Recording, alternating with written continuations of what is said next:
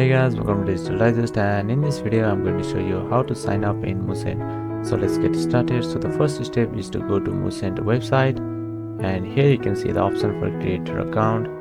Now all you have to do is enter your email address over here, and now click on continue.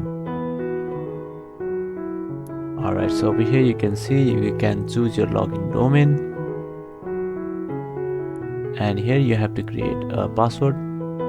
So I recommend you to use a strong password for this one. And now click on this button and click on register. Alright, so over here you have to fill in your details. So I'm just going to put the first name and last name and then click on continue. Alright, so over here enter your company name and details about your company. Enter your address.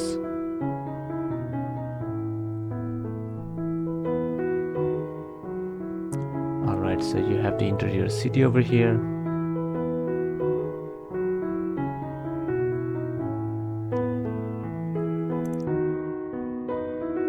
Alright, after doing all that, just click on continue.